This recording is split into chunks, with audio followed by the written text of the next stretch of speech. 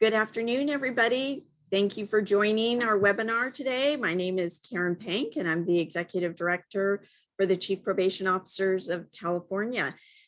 Really excited, again, as I always am, to sit with some of our chiefs and to share with you a lot of the information and advice and stories that I always have the honor and pleasure of getting to hear, and the various different interactions we have with CPOC, but this gives us an opportunity to not only share a little bit of that with you, but hopefully also take some questions to see what might be on your minds about some of these issues. Today's webinar is the Women Empowering Women, Celebrating Female Probation Leaders. This is actually our second anniversary now. We actually started these chief webinars this time last year as a part of Women's History Month in March. And so with a lot of success, we decided to keep it going. So very pleased that we were able to put this one on this March and again, bring the chiefs who are here up onto the screen. We will, for those of you who maybe are first time tuning in on one of these webinars, just a little housekeeping. Like I said, we're hoping to hear from you with some questions. And so feel free to type those in. We'll be collecting them as we go and trying to integrate them throughout the event as much as possible. But we will start with a little introduction and going around the horn and getting to know each one of the chiefs with a substantive question that was at least burning on our minds as we run through it. So with that, and no further ado, we'll jump in and put Chief Eamon Kraus right on the hot seat right out of the gate. So Chief, you joined us obviously for the first one that we had as well. And so some of this might be familiar to others. You have 11 years in probation and 10 years prior experience in a different state, Indiana, and 3 years working in public health. So 2 years as chief here in California, and we're so pleased to have you. Your fun fact, which is always my favorite part of the discussion, we asked everybody about your favorite female actress, and you shared with us So I have two. I would say Audrey Hepburn, because Breakfast at Tiffany's is my all-time favorite movie. It's like my go-to rainy day, funky mood, bad day at work, which never happens, right? Every day in probation is a great day in probation. But Breakfast at Tiffany's is my go-to. I've probably seen it, conservatively speaking, 200 times. I mean, it's just, I can watch it over and over again. I know it's super corny, y'all, and I don't care. I love it. And then Meryl Streep. And Meryl Streep's my other favorite female actress because she just embodies strength and her ability to take on different characters and roles, and then just who she is as a person with her philanthropy and engagement in political realms and so forth. I just find to be incredibly impressive, and the fact that she's weathered so many decades and continues to just be such a trailblazer and trendsetter in her industry and beyond is just really remarkable to me. Oh, that's wonderful. So the classics, I like it. That's always a good thing. And also a classic quote, one of your favorites is, well-behaved women seldom make history. Exactly. There's always a little good trouble worth getting into. That's right. Just a little bit. Just a little. So thank you for sharing that. And so now let's get to a substantive question, although arguably some of those were substantive issues as well.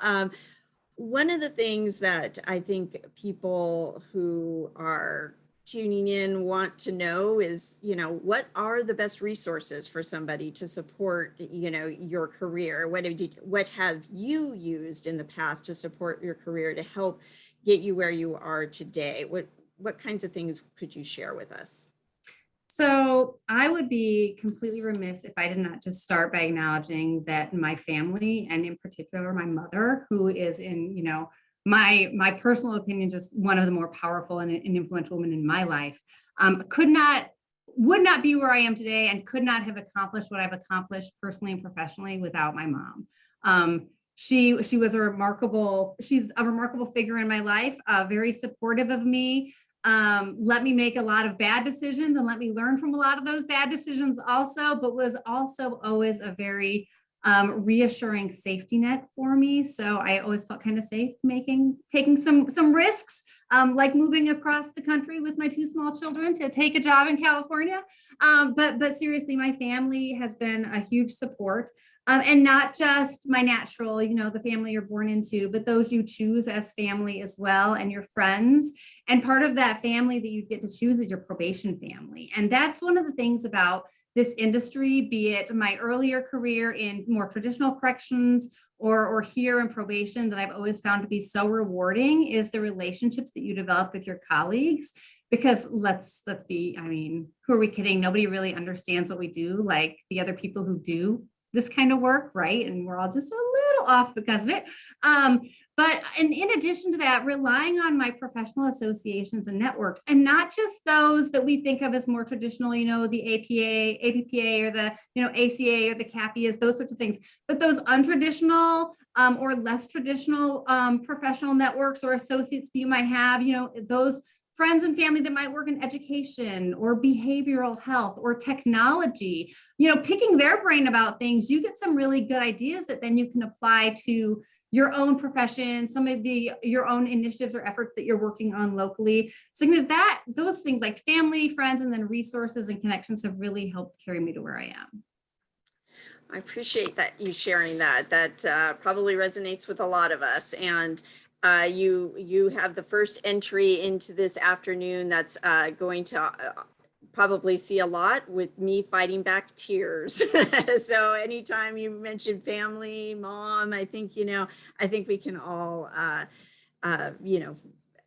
relate to a lot of that. So that is helpful, and I appreciate the sharing. So to keep it going and getting a few others involved, I want to put Chief Jennifer Branning on the hot seat. So Chief Branning, you've got 14 years in probation and 9 as chief. And I know being from Lassen County, you have to do a little bit of everything. We were just talking about that as well before we jumped on to this event. Your favorite Women's History Month quote is, "You must never be fearful of what you are doing when it is right." And that's not a surprise coming from you. That sounds very much like you. And your favorite female actress, your fun fact, who is?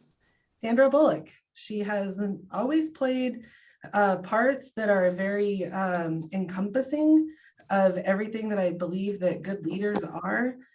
She's always got strength. She's always able to laugh. She's always able to direct. She's always able to, just take things really where they're going and to make everybody feel like they're a part of that journey.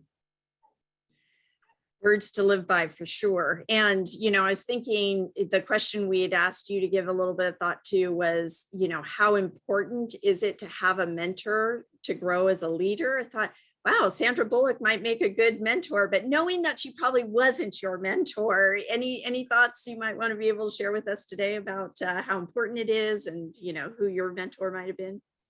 I can honestly tell you that it is extremely important to have mentors, especially along in your career. I think that it encourages you to constantly learn. It also it helps you to build better skills that you may not have known that you needed to build upon, like fashion. That's one of my areas that I've been building upon here recently. It really helps to develop some self-awareness, to be able to look at yourself and be able to admit, here's my strengths and my weaknesses, and to surround yourself with people who can build upon both of those. I think it prevents you from becoming complacent in life. Or in your work or anywhere else that you are. And I think that it also really gives you that safe space to be able to talk and to say whatever it is that you want to be able to say. and know that it's going to stay in that space, and to not feel less than or more than by being able to speak that. And I can honestly see that my mentors in my life, one of those very early on, my grandmother and my mother, they both really shaped who I was. And I know that I was a difficult child, and, really pushed boundaries and whatnot. But my mother and my grandmother really taught me how to be okay with myself, how to, understand and to look at my mistakes, and to learn from them. They really taught me and encouraged me to just not be afraid to say whatever I have on my mind, and to always ask why. So they were definitely early on some of my mentors. And then later on, as I got older, I realized there's so many people out there that I just started learning from everyone, and what I liked and what I didn't like, and just to constantly push myself to grow and to be better. It's so helpful. One of the things that always strikes me is that a mentor is about help, right? And about, like you say, finding your weaknesses and your strengths, and, learning from that. And sometimes, it can be seen, or women sometimes feel like it's hard to ask for help, right? And that's a problem that I think we've all suffered from at times, and maybe still do. And I know I've never found, anyone kind of brush away a request to help a little bit, or be a mentor, or, whether it's formal or informal. And it just seems like, in talking to all of you, that's one of the most important things to constantly be on the lookout for, and to try to find. So I appreciate you sharing some of the ways in which you've done that. Thank you. Chief Rochester, you're up next. All right. All right, you ready? You ready for it? I'm ready. All right, I know you are. So, 23 years of experience in probation. Of course, you're ready for it. You're ready for anything. Yes. So 2 years as chief, and you're in Merced, and I'm very happy about it, because I know there's a little smiley face emoji right next to Merced in my notes here. So that must have been put there by you. So that's great. Your favorite quote is, "In this world, there is no force equal to the strength of a woman determined to rise." And I'm getting goosebumps just saying it. I love it. I love that. Very, very strong sounding, and helps. Your fun fact, though, I'm gonna talk about two of them, because one, I too want to be a TV chef when I grow up. So I think that would be It was awesome. so fun. I used to make cakes. So I lived with my grandmother for some time when I was growing up.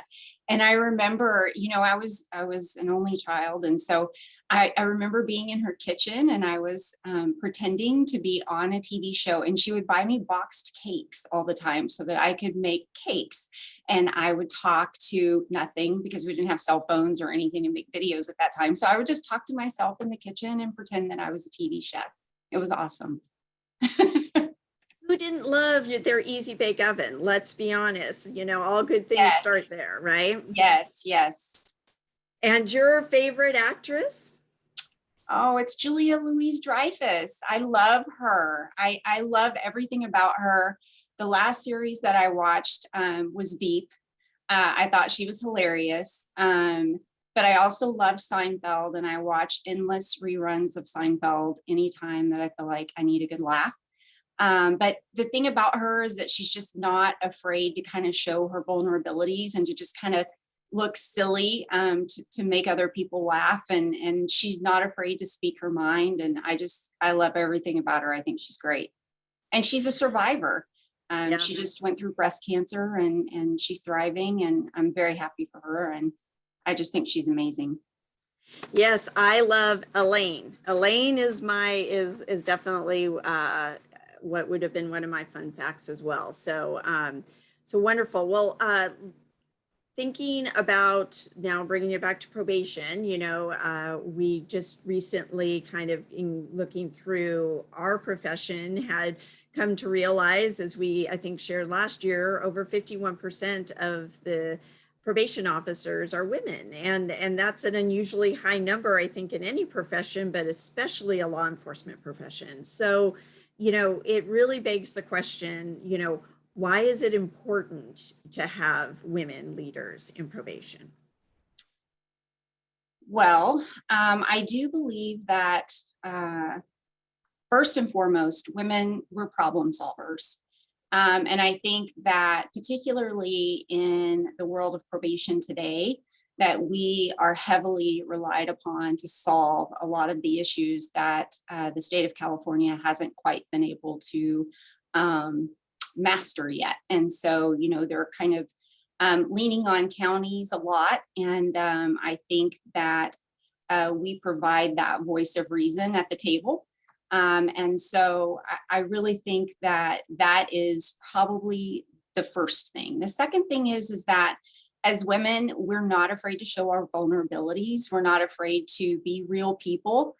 We are able to leave our egos at the door, which makes us great for collaboration and networking, and just building relationships and working with other departments. I can tell you that, when I sit at the table, I call myself the unicorn in the room of law enforcement because, first of all, I'm the only female chief in Merced County. So it's a little different for me when I sit at the table with the other local chiefs.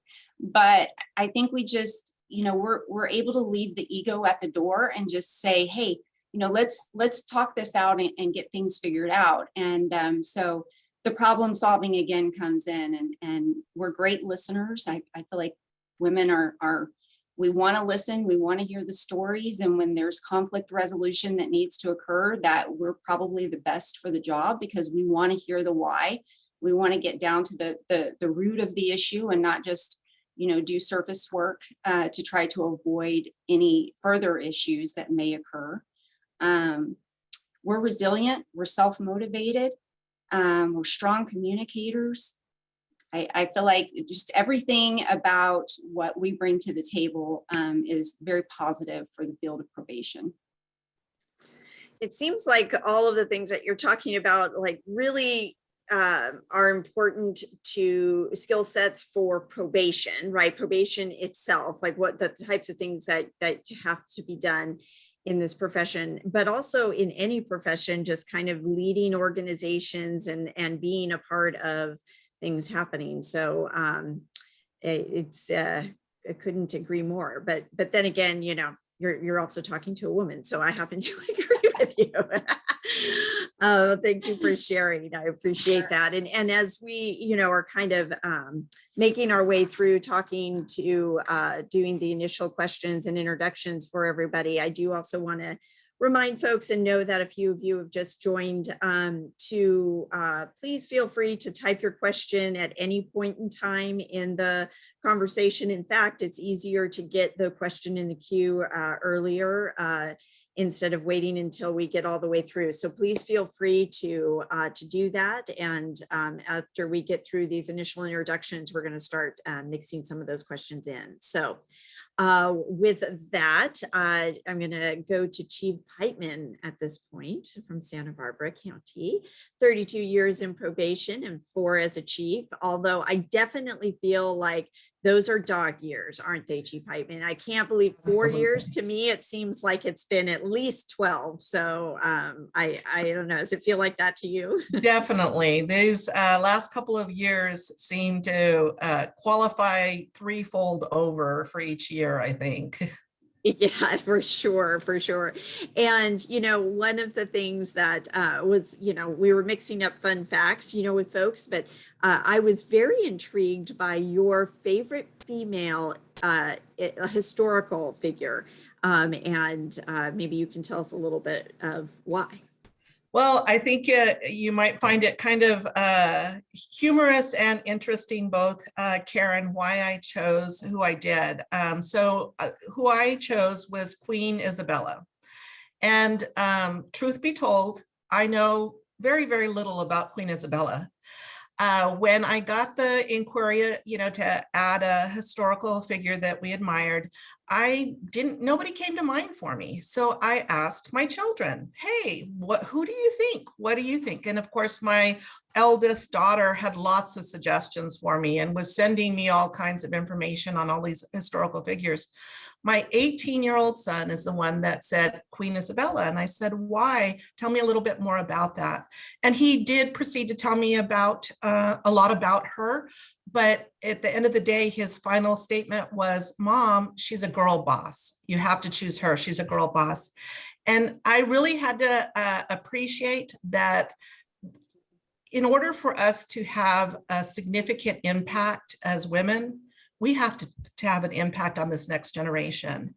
And all of us that are in parenting roles, whether it be a biological child or mentoring role, having an impact on that younger generation and on the young men that we're raising, to have them appreciate the role that women have played in history, the role that women are playing in leadership today, is really speaks volumes to what the future looks like when we can have that type of impact. So Queen Isabella on behalf of my 18-year-old son, because she's a girl boss. Well, speaking on behalf of all girl bosses, yes, I'm really happy to hear that that was your son's suggestion. That is a good story. And so, and not when I expected. You're right. When I saw your answer, I thought I'm going to have to figure out what is behind this. And sure enough, you didn't disappoint with a good story. So I thank you for sharing that. Your question that we wanted you to give some thought to ahead of time was, what challenges do you think that remain for women in probation today? And what do you think could or should be done to address some of them?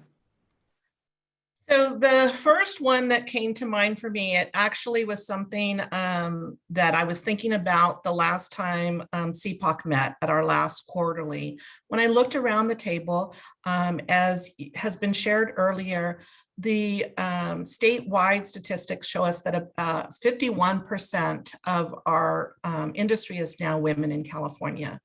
But when you look around the table amongst the chiefs, that's not the case.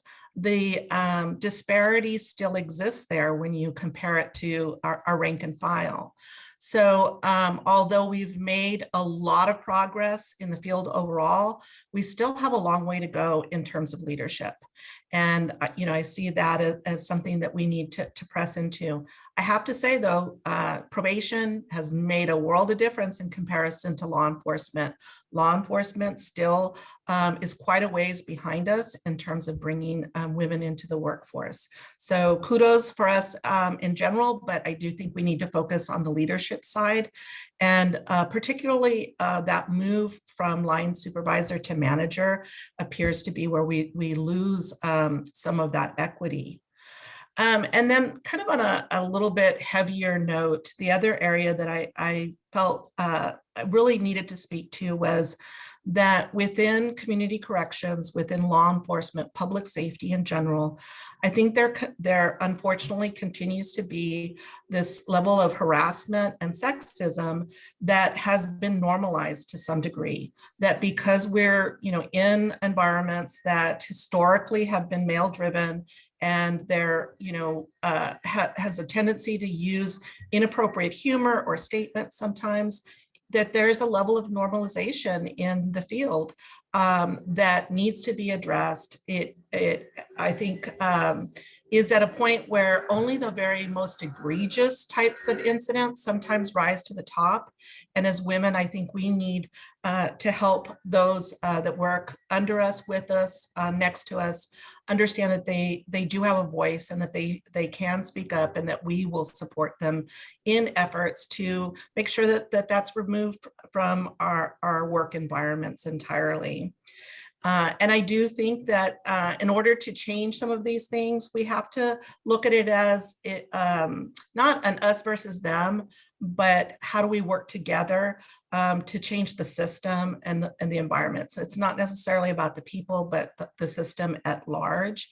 I know that sometimes it can be a little bit daunting when, as Chief Rochester said, when you're the only woman in the room, when you're the only person of color. It's, it's a similar dynamic when someone is the only, whether it is based on their race or their gender. It does have impacts on how they are treated and how they perceive the situation. So I think we, as women, have a commitment to that. You find that we are better represented in diversity, equity, and inclusion efforts. So I think this is a good time for us to be focusing on that as well. Great points. You're right. I mean, we have to get into some of the heavy, and the real, and I'm sure some of the questions that'll be coming in, might also trigger some of that. So I appreciate you sharing that and giving voice to that. Certainly is something that I know, often gets talked about, around our table or, after, the meeting. And so, that's one of the ways too to try to address it, right? I mean, getting it out in the open, kind of giving it voice. Yeah. Absolutely. Well, I appreciate that, and then that's exactly what a girl boss would do, right? And not sweep it under the rug. So that's a great advice. And to that end, as you said, we've always, at least in my time with being able to serve CPOC, I've seen that we have had a much larger number at our table of representing women than other organizations do, but it isn't reflective of the of rank and file. But we're adding, and one of the newest adds is our next Chief Tulloch. Thank you for joining us, and I'm really excited to get into some of the questions for you. I know you have 23 years of experience in probation, but like I said, one of our newest chiefs, and I'm not sure if you're still counting the days at this point, but I feel free to share. Sometimes that's cathartic. But yes, you are new to our table, but not new to this webinar format. This is your second one. So thank you for coming back. We didn't scare you off. So that's good news. Thank you. Thank you for inviting me. So putting you on the spot, share with us a fun fact. Who's your favorite? I'll let you choose to share your favorite female actress or your favorite female historical figure. So I'll go with actress because it's a mix. I could answer both questions with my response. How's that? I really admire and draw strength from women who have used their talent and skill and their time in front of the screen to speak for people of color, to speak about social conditions, to use that platform for advocacy. And when I think about people who have done that, I think mostly about the ones who did it back in the 60s and the 50s, where it was really radical and very scary for them to stand on their own and to speak their truth about what was happening from a perspective of a woman, perspective of what's the racial climate. And the ones that come to the forefront are like Dorothy Dandridge, Cicely Tyson, and Rita Moreno, who definitely got a lot of praise for their acting ability, but always use that space and that time to make sure that they were voicing for people who could not be there and would not be invited to be there. Now, see, you guys are all so good. You took like one fun fact and like made really important statements with the fun fact. So, that's helpful. I hope people are enjoying hearing some of that. Kind of switching gears then, and well, maybe actually not, because it could be tied to a little bit of what you just said, but who has inspired you throughout your career? And, kind of, again, thinking a little bit about the mentorship relationship and, or maybe how you are mentoring others. Talk a little bit about that for a minute. Sure. So in thinking about, who inspired me, it's really hard to pinpoint just a single person because, in so many divine ways, it really is a multitude of people like throughout one's life and career that inspire, nudge, that guide. And that's, what happened for me. I dropped out of high school when I was in the 10th grade. And it's not that my family or my parents weren't trying to intervene and get me on track, but their approach didn't work. But it was this one woman that encouraged me persistently because she always said she saw something in me. I hung out with her kids, and she was trying to do the same with her kids as well. But I was the one that listened. And after I was done with obtaining my equivalency for high school, she literally wrote a job application for me and submitted it for me to get the job that led to me getting my degree. And all of that just snowballed.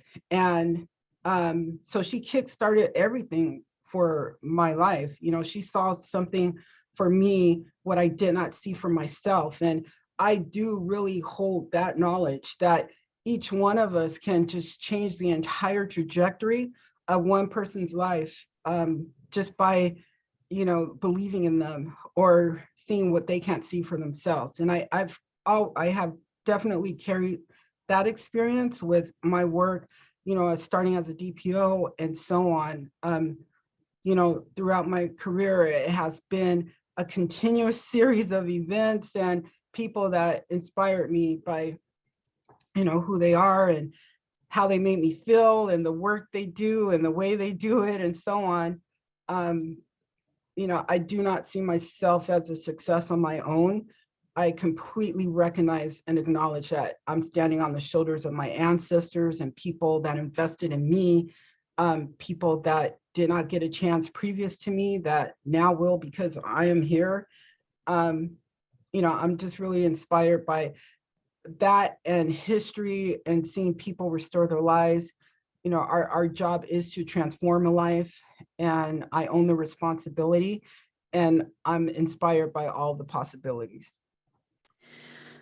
That's really amazing. I think that it kind of rings true, right? That when a lot of people are asking, well, what can I do? What's your best advice? We get a lot of those kinds of things. And it's, the journey isn't a straight line necessarily. And there isn't one person or one way, it seems like that gets any one of you there in the success that you have seen in rising to the top of your professions.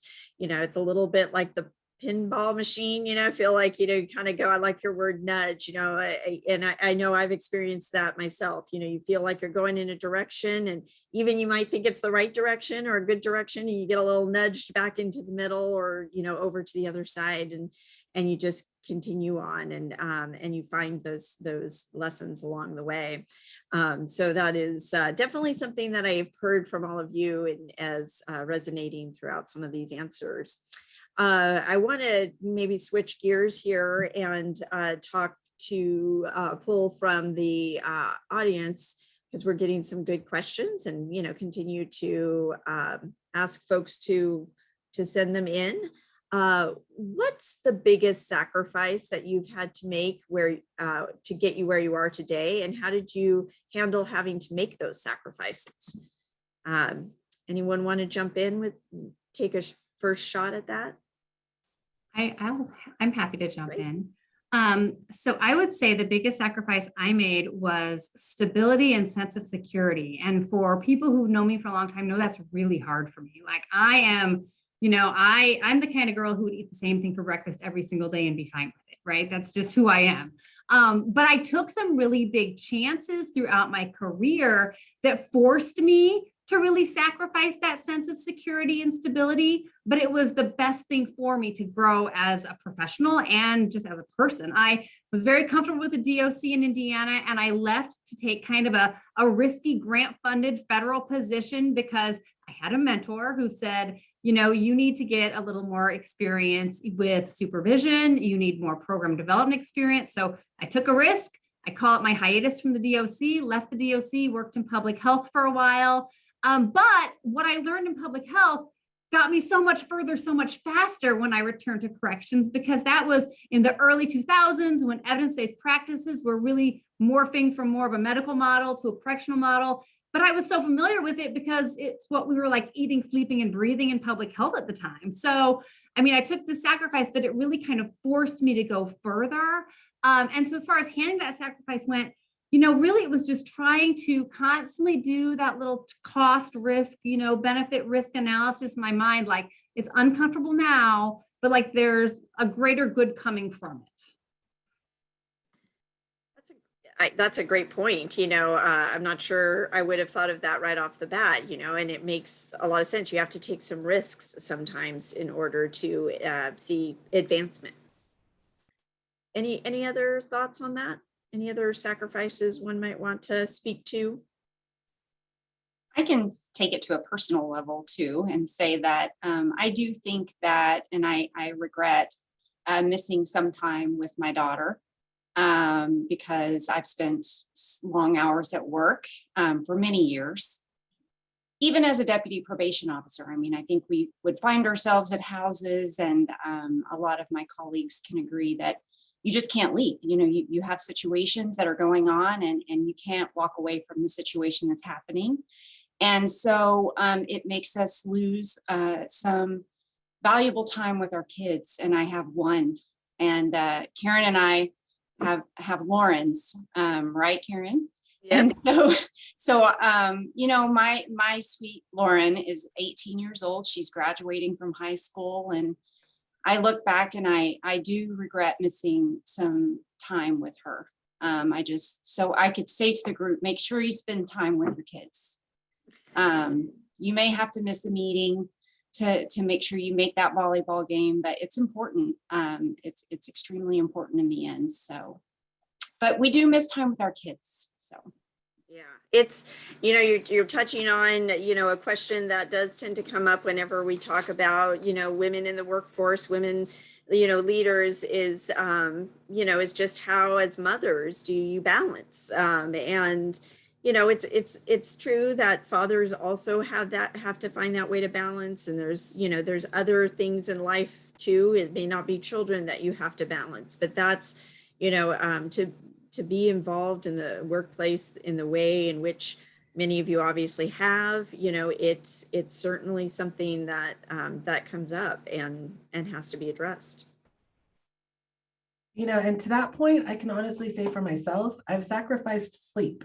I have not had a good night's sleep in a long time because of this balance, trying to create that work-life balance. I will work later on in the evening, you know, when everybody's gone to bed, just so that I have that time to be able to really spend with someone, and I still get my work done and I still balance everything out, but the sleep is the one thing that's sacrificed. So true. I could add that when I was presented with the appointment to take this position, and I was talking to my kids about it, it really struck me because my daughter said to me, you know, Mom, as long as you could pick me up at least one time a week at 5:30. And that really got me because I didn't realize after, you know, all these years, the impact of them being the first ones dropped off and the last ones picked up, you know, really impacted at least that one of my kids. And so I've been making it a point that at least one day a week, it's either a Tuesday or Thursday, I'm there before 5:30. And it's important.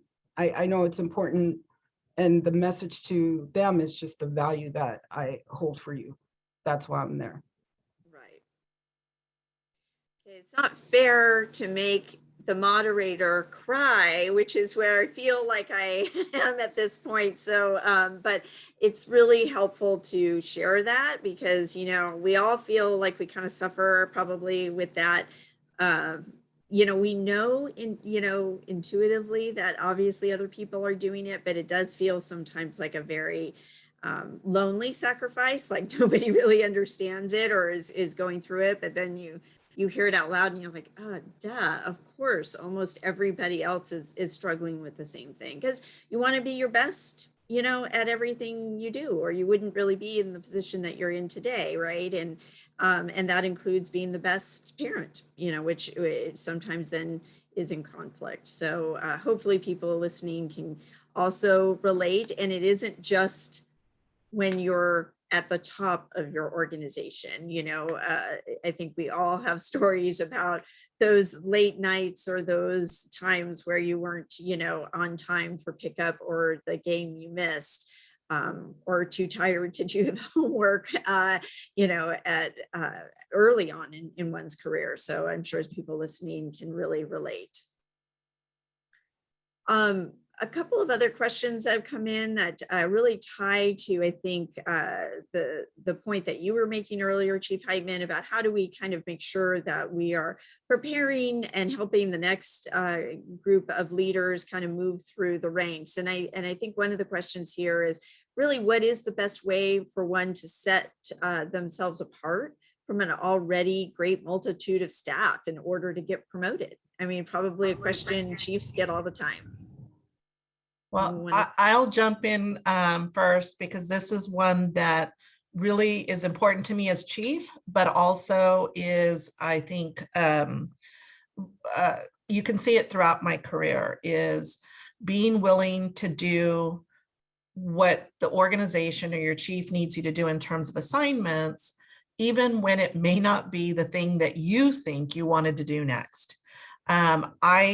When I say it's seen throughout my career, it's really because I was tapped to do things that I thought, oh, I don't really want to go and do that job, but I can't say no.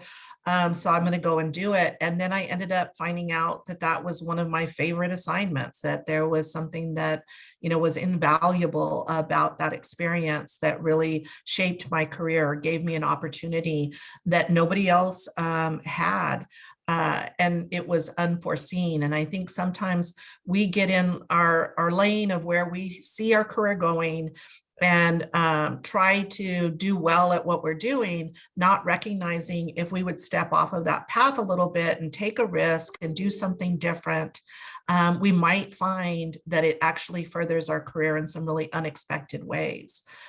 So I don't by any means want to suggest that we should be sacrificing our family time or that life-work balance, but look for ways that you can get out of your comfort zone a little bit, that work with your personal dynamics and give you an opportunity to get stretched and experience something new and different. That is great advice, because not only is that important advice for your kids, sometimes you've got to do the things you don't necessarily think you want to do in order to succeed. Probably also applies to workforce, which goes back to everything you ever needed to know to succeed in life you learned as a kindergartner. So I think that is definitely along those lines. Others? I'll add that go ahead. Okay. So that question is really important, because everyone needs to recognize how your attitude will get you your next opportunity.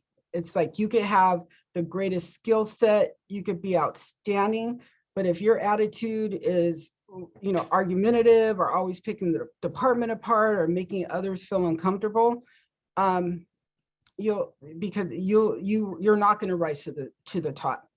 It's not going to happen, because it won't make sense to your peers, and it won't make sense to administration either to advance you to the next level.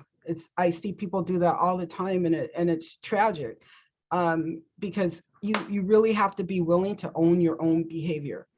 You can't let other actions, you know, no matter who they are and what they do, control and influence your behavior. It's so interesting how people watch you, they watch you come through the ranks. Even in my experience, I'm the first to come through my department to achieve chief. And I've had so many people say to me, you know, in the department and out, just reflecting on, you know, what they've seen in me and my attitude throughout the time that I've been here. And I mean, each of us, we really have the power to shift the energy in our individual organizations, and in every situation, just having grace, no matter how right you are or how jacked up someone else is, like having grace really will help you to advance yourself in your career. For instance, in watching the hearings, if you see Justice Jackson, and she's so incredibly experienced and skilled and qualified to be a justice. But if you look at how like Ted Cruz and others, their tone and demeanor and just berating and speaking over her, she's there with grace. She's not taking the bait.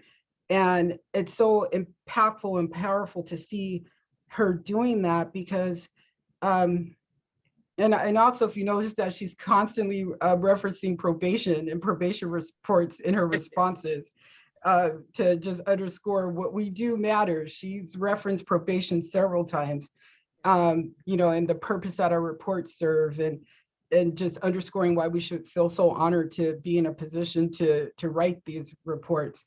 But just if you're trying to advance, I really know how incredible important it is for you to have that self-awareness, have that self-management and self-regulation, and be aware of how you impact others in your organization. That's what gets promoted. I appreciate you sharing all of that. And yeah, we were definitely watching some of those comments, and I was pleased to hear others speak so highly of probation at that level, and have others, hear that truth, which was just personally neat to experience and to hear. But it also goes to show kind of some of the questions too that we've received is like, what advice would you give to female leaders? And so some of those questions we just asked really applies to almost anybody, and how do you get promoted, or how do you rise through the ranks? But I think another really important question is maybe you are already a leader or need to be a leader in your organization, no matter what your position is, right? There's definitely different layers. How do you lead? How do you get people to follow? Now attitude, and the things, and leading with grace, I think is probably applicable there too. But curious if anyone has any other thoughts about, once you get the promotion, once you are being seen as a leader, you get called a leader, but just because it says that on your title doesn't necessarily mean you're leading. So any advice to somebody along those lines? Chief Brandy. I'll take a stab at it. I think that one of the most important things is to always be humble, and to remember that, when you got to the top, you were once the first person, down at the bottom. And to know what that was like, and to constantly give everybody opportunities to lead a project, to lead something, to make decisions, and to help drive the culture and the environment within your department, and to always listen to new ideas. Our staff here, we encourage them to bring ideas to the table. What are some things that we want to do? What do we want to change? What programs do we need?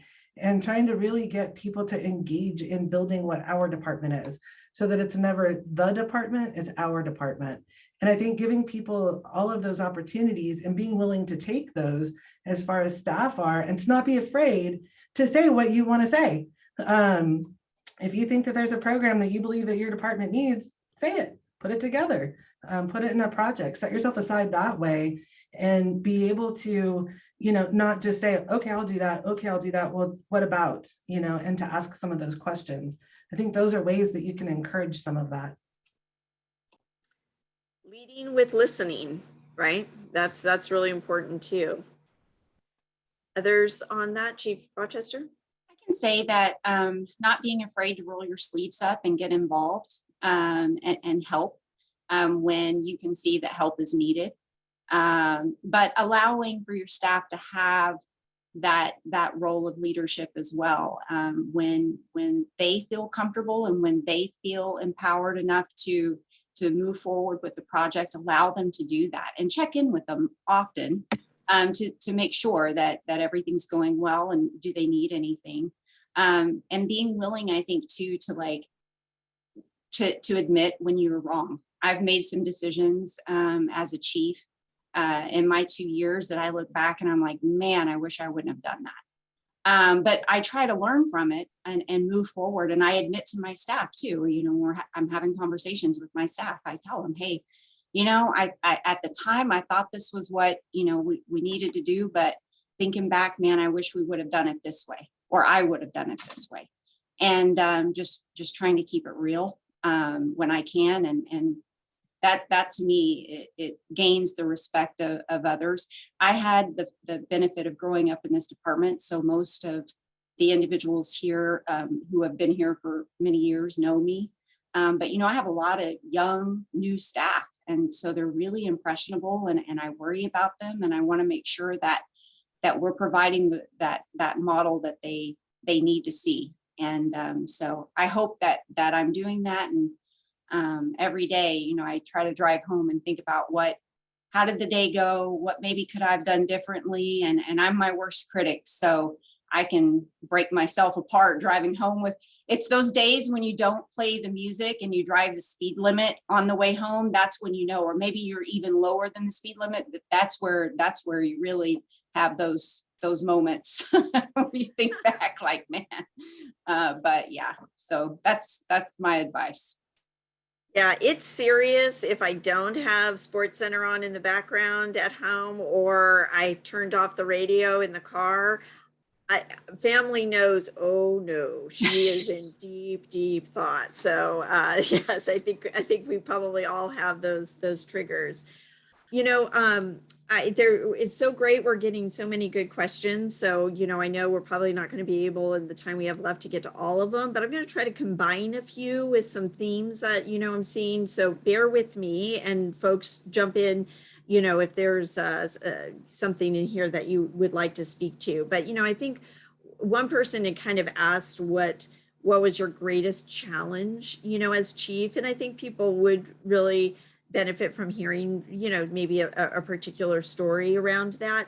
And it ties to another question that is in the chat, as well as something you just said, Chief Rochester. You know, how do you keep your staff motivated in this time of constant change? Because and the reason I'm combining those is I would imagine that might be one of the challenges that you guys would all cite. So whether you want to speak to that piece of it or have another particular challenge that you have faced as a chief, I just want to open it up and see, Chief Human-Kraus, if you have something to add, jump in. I will absolutely on this one, because when I saw the question come up, I was like, oh, I have one for that. So I would say, and it actually, my example is going to answer both of those questions in a very unique way.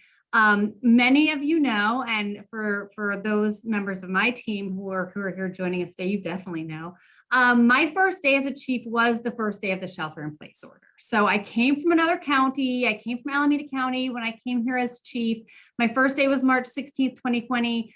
I got here and my CAO told me to send my staff home. I didn't even know my staff at the time. And, you know, within, you know, a week, we were all wearing masks. So my biggest challenge as a chief has really been visibility and getting to know my team. Not my close, like my exec team, my management team and so forth, but like the line staff. I didn't grow up in this department. So they don't necessarily know me. They don't know my kids. They didn't watch my kids grow up. You know, I mean, a lot of them now have seen like the birth of my granddaughter because they've kind of gone through that with me. She's going to be a year old in May. But so really visibility and making sure my staff know the personal side of their chief also has probably been my biggest challenge. And just pure visibility in the sense that I've been tethered to a Zoom screen for the better part of 2 years. And so when people are like, oh, we'd love to see you in the satellite offices, I'm like, yeah, me too. So going forward, like I've actually made an effort to tell my secretary, block off time in my calendar so that I get to every office at least once quarterly. Because if she doesn't do that, my time gets gobbled up with other stuff, CPOC, no, I'm kidding. But seriously, like just being visible enough to get to know my staff beyond, an email blast that I send out or an invitation to a CPOC webinar or, those sorts of things.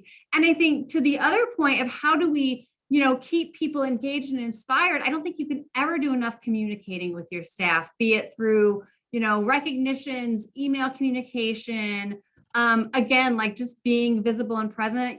I had a leader one time who really embodied the philosophy of management by walking around. And you never saw that warden in his office because he was always on the grounds to the point that some people are like, how is he getting anything done? He's never in his office. Probably because, Chief Branding's point, he probably didn't sleep. He was probably working 23 hours a day. But, he was always very visible and people really respected that and it kept them inspired. So I think that kind of twofold. I need to work on being more visible. That's been my greatest challenge as a chief, and to keep people inspired and engaged, we just need to keep communication flowing. Great point, and duly noted. We do spend, or have you spent a lot of your time with CPOC? So fair enough, probably a concern of everybody on this panel. Chief Hyman? So I think for me, I would describe the biggest challenge as this constant effort to achieve balance, both in the work-life balance, because we know as chiefs that it becomes increasingly difficult, but just in the work, balancing things as well. We're obviously in positions where we're the bearer of bad news sometimes, whether that's a budget or a change in policy that someone doesn't like, or a funding issue at the board. There's so many different arenas where we have to be the bearer of bad news. And I never want to be that person that every time I show up, it's going to be something negative. So trying to find that balance and make sure that we're sharing the positives and that we don't get so caught up in the bad news, if you will, that we don't look for opportunities to celebrate and acknowledge the good things that are happening within the department as well as within the field at large. The providing kudos and acknowledgement with staff and holding them accountable, helping people, motivate people, and encourage them to move to the next level in terms of what they're doing, but not being overwhelming with it and not balancing it out with, the workload issues and the challenges, especially right now with all of the changes with the COVID protocols. I feel like I start achieving some type of balance in that way, and all of a sudden something will hit my radar that I have to deal with, and I find myself out of balance again. And then I'm working to get back into balance. And it's this constant give and take of trying to make sure that we are looking at the totality of the situation. As one of my colleagues said, I'm my worst critic. I find myself at driving home at night, in bed at night, thinking, how could I have done that better? Why did I start with that particular issue? Why didn't I communicate this differently? So trying to find balance is my ongoing challenge in both the work life and the actual professional balance. That is so true. I can imagine. We got a question that's not specific to the probation work itself. So I think it'd be kind of interesting to see what your thoughts are on it. What are you currently reading or have read that has assisted you with your growth journey? So I can say that I am currently reading Let Your Mind Run. And it's, I believe it's Diane Keaton. She's a runner, and just how she has pushed herself to physically and mentally do more, pushed herself to grow more, to never become complacent, and to always learn. And she just takes you on a journey through her running career. And I think that really kind of leads to what all of us do. Is just, I think what I hear is that we are our own worst critics. But maybe that's one of those skills that have set us apart, is because we're always willing to look back at what did we do and how can we do it better. I want to do it better next time. I want to do it better next time. And to always have that self-reflection and that self-awareness. Anyone else have?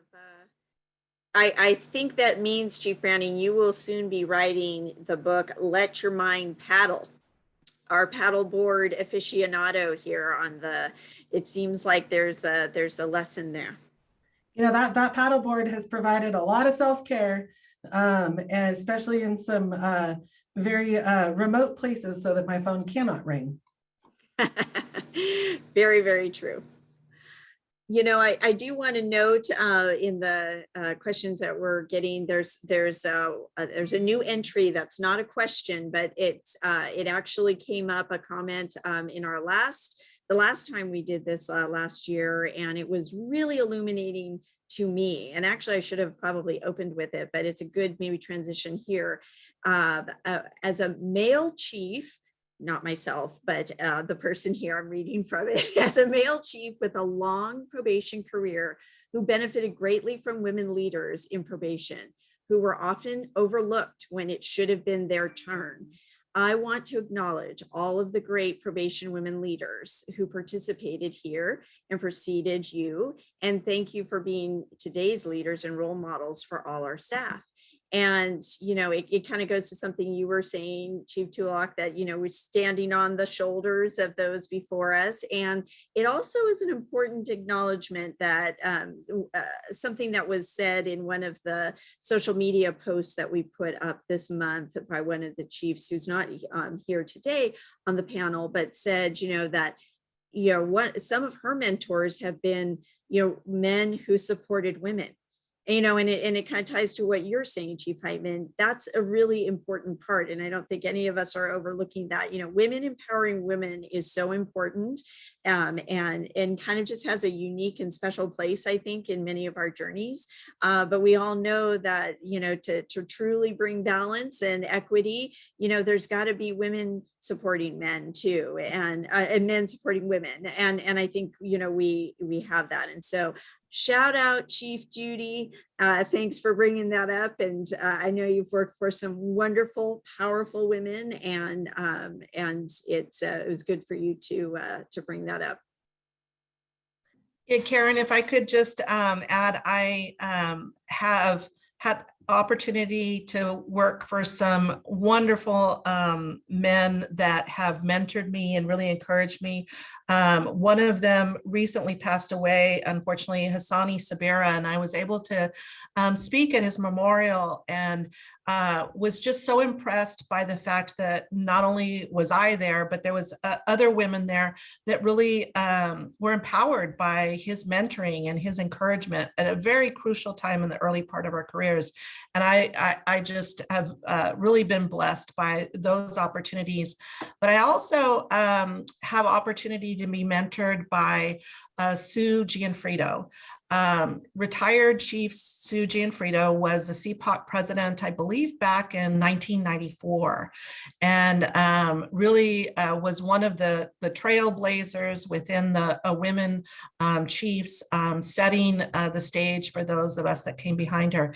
And I have lunch with her periodically still, and it's just remarkable how much wisdom there is in being able to connect with somebody that's been down this path before, albeit, you know, a number of years ago. There's so much that's still relevant to what we're experiencing today. So I really thankful for them, and just would encourage people to stay connected with people that have been in the field. They really do have immense wisdom to share with us. Very good point. Any other thoughts on that before we move to another question? All right, well, I don't know that we can avoid the question that is permeating several of the questions in the chat here, the question of burnout. You know, and I think when you're talking about how difficult it is to balance, whether it's the balance within the work or the balance between work and life, you know, whether you're leading the organization or someone within the organization trying to, you know, get the job done or move to the next level, burnout, especially in today's world after and in the middle of COVID, especially, has just been exacerbated all the way across the board. So self-care, super important, right? And so thoughts on that, strategies that either have worked for you and help, or strategies that you would really encourage your staff to really kind of take a look and do. And I know we've just asked you to solve world peace all with before 3 o'clock here today, but I have a sneaking suspicion this is something that keeps you all up at night. So love to hear all of your thoughts on it. So I think Who for wants to me, go? one thing Good. is that I make sure I do every day. I do something fun every day. It doesn't matter how big or how small it is, just do something fun every day. And, that kind of keeps you really motivated and engaged and, just in the moment. Even though the times are difficult, it doesn't mean that we can't have fun. So I do something fun every day. I like that, especially on a Friday. That is great advice for us all. Other strategies or advice? Chief Rochester? I like to go for the bi-weekly pedicure and manicure with my daughter. I think that is a great way to kind of unplug and get away for a little bit. It's nice. I haven't been for a while, so I need to, right when I read that question, I was like, oh yeah, that's something that I need to do, and make sure that you take vacation with your family. It's important. I look forward to going on vacation, and so I try to schedule my vacations, and that's something that I always look forward to. So April is Disneyland. Can't wait. So excited. Yeah, it's important to take time to be with your family. Well, that's, I would imagine, also really important to underscore, because that's coming from the top here, everybody. That your bosses are saying vacation is important, unplugging, recharging, all of those things. And I know, when we're all in the middle of it and it's crazy, I have recalled in my time thinking, I don't want to ask for vacation. It's going to look like I'm not the hard worker, or I don't want to ask for time off to go do something for my kids. And, as I see the heads nodding around this Zoom call, that's not what the leaders of these great organizations are telling you. Vacation is important, and there's no way to get around burnout without it, right? Other thoughts? The rest of you are just burnt out. I'll add No, something I'm as a sorry. new chief, that, I've been in this position for 2 months. I haven't counted exactly the days, so maybe it's 2 months and a week or so. But what I have been thinking about as I cross the bridge every day is my life has gotten very sedentary. And I have worked every single day since January 18th that I started this position, and I've really been giving a lot of thought into, I can't continue on this path, right? It's a recipe for disaster. So it's important for me also to hear from my fellow panelists how they balance that. But I think it is really important that we take a moment for ourselves just to step back from everything that's going on. That's something that I practiced a lot before January 18th, because having that opportunity to step back and reflect also gives you an opportunity to learn and grow from circumstance and experience. And it also helps you to refocus and recalibrate so you don't burn out. If you notice when you sit still, that's when you start feeling the knee ache in the arm, that's when you start feeling the aches, because your body's having that moment to just be still. And so I'm speaking to myself now, but but that is definitely something that everyone should be cognizant of, especially the time that we're having right now with COVID and everything else. just really taking care of self is so important. Well, and one thing that I say whenever I speak to classes of new employees or do an address to the SLA classes or anything is, this career is so rewarding, but it can also just be just physically draining and taxing. I mean, we know the research has shown us what cortisol levels, how they're related to stress and how that contributes to, specifically speaking, abdominal weight, but just weight in general.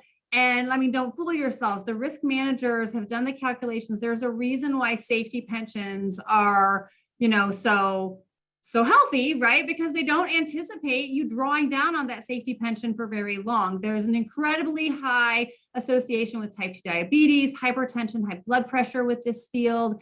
And so I always tell new employees, but this goes for all of our veteran staff participants here today also, like, prove them wrong, like beat the odds, beat the system. Don't gamble with your health. Make your health and well-being a priority. The whole, airplane, take care of yourself first before you put the mask on those around you. But if you are not healthy, I guarantee you're not going to be healthy for your staff, your colleagues, your families, et cetera. I'm a runner and I recently started cycling also. I prefer trail running because there's less cell signal out there, and that's intentional for me because sometimes you need some place where nobody can get a hold of you.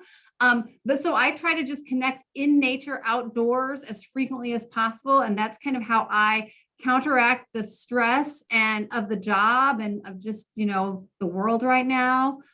Connect a little bit with nature, allow myself to get lost in my own thoughts. But really trying to beat those odds of what the risk managers have said about our pension versus our quality of life and how long we're going to get to enjoy that.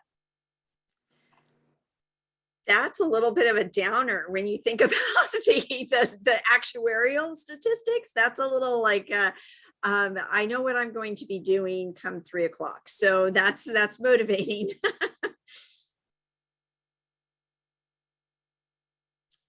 It's also, kind of trying to find a way to transition into some of the other questions. I'm thinking through what maybe we haven't hit. And one of the things that, again, it's your leaders of your department. And so like, how would you describe your leadership style? And why does it work for you? So as I was getting ready to ask that, I thought, God, that's such a tough question. I don't know how, I would answer it. And, I would say I'm an accidental leader. I'm not sure I have a style that I have thought through or a book that I have read to teach me, which probably explains why I'm the moderator and not the panelist. But to be just straight to the point, you all probably have a little bit of, type of leadership that either you aspire to be, if you don't want to say what your style is necessarily, or what is it that is makes you a good leader? You're a bunch of women, so you're not going to want to say what you're good at. I get that, but I'm going to push you now. I can honestly say I would say accidental leader maybe too, because I don't necessarily, I think, have one style or another. It's just doing what's right, and doing what I feel is right at that time and in that moment, and being able to move forward throughout whatever that is. I would have to agree. I think that if somebody in the discipline of change science and leadership science were to assess me, they'd probably categorize me as a transformational leader. That's not necessarily intentional. I think it's primarily just because I don't shy away from change necessarily. And I do utilize and incorporate change science when I am kind of leading big efforts or getting ready to implement, a new initiative of some sort. And I think I'm fairly participatory and inclusive in my leadership style. But I think more than anything, it's just trying to do the next right thing and make the next right decision based on the information I have in front of me and the feedback that I'm getting from my team. That's great. I appreciate that. I think the things that you all are talking about throughout today, and just getting an opportunity to work for all of you, kind of knowing what does seem to come along with being a good leader and the leadership style. You have to make decisions. And sometimes, as you said, Chief Rochester, you do have to go back and say, hey, I made the best decision I could with the information that I had available to me. And maybe if I knew now what I knew, then I might have made a different decision. But leaders have to make decisions, and that's not easy. That making decisions every day on all the things that you have to do with incomplete information is not easy, but that seems to be what is required to be a leader, especially at least a leader in probation, from what I can observe.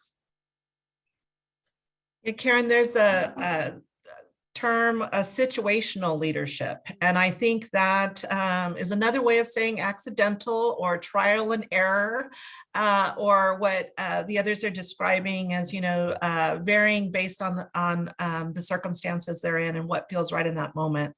I'm sure there are some that have very distinct leadership styles, but for me, it really has been a lot about looking at the individual situation and what my team might be needing at any given time.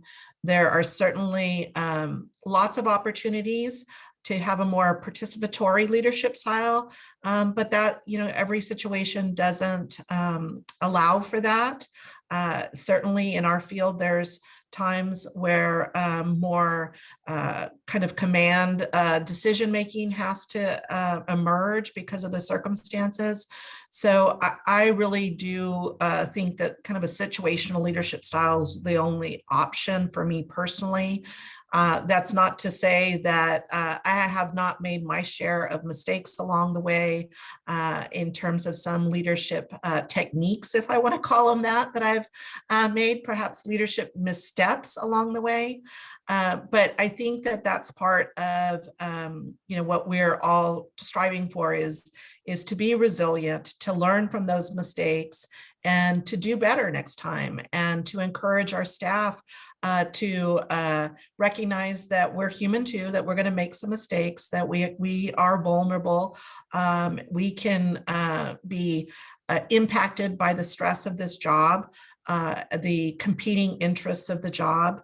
And we're not always going to make the perfect decisions in the perfect time, but each opportunity is a new one, and we're going to embrace it and try to do the best for our organizations that we possibly can, and that it's okay to make mistakes sometimes, as long as you're willing to own them and you're willing to learn from them.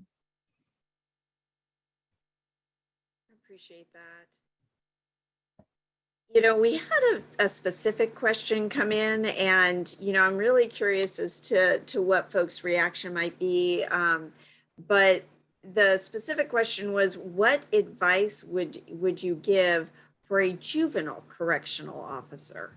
And I ask it because I wonder, is it different than perhaps a different position? And I think in some ways right now, we know there's so much change kind of being thrust upon our juvenile officers, especially in the custodial settings. And so perhaps that's part of what's motivating that question. But just curious if there's any thoughts specific to that job classification that you might want to address. Well, I can speak to that. Coming from someone who started in the institution and worked in the institution before I moved over to field services. Now, I do want to say, when I worked in the institution, it was, all my staff laugh, it was 23 years ago, so it looked very different. It was like this little house, and now it's an actual institution looking institution. But I know that, the environment that you work in is quite difficult, and that it seems as though we just keep piling more and more and more on you. I will say that the youth who have left our facility they call our facility and ask to speak to the staff who work in our facility. They want to check in with the staff who work in the facility. And I think that just goes to show how important your work is, and just to not lose sight of that. And I know that you have difficult days. We all have difficult days, and you go home and you're like, man, I hate this job. But don't forget that these kids are watching you all the time, just like our staff are watching us all the time. And they can see when you're having rough days. And believe it or not, I know that a lot of times that they use you as kind of a punching bag, and you take a lot of the brunt of the difficulties that they have in court, or when their parents don't answer the phone, or when they don't get mail. But they really rely on you to be that role model in their life that they need. And so even though times are tough, and I know that it's a difficult environment, the work that you do is extremely important. That's what leaders do, motivate. That was a motivating, sharing of experience. Again, everybody's trying to make me cry today. That's not okay.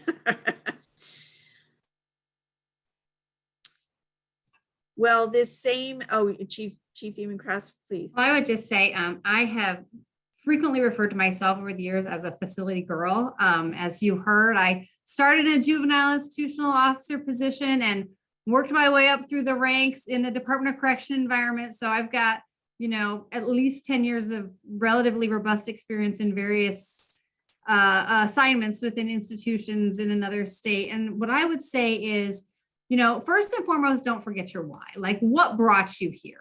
But then secondarily, don't be afraid to share your feedback, your solutions, your ideas, because I can tell you as a chief, I want to hear it.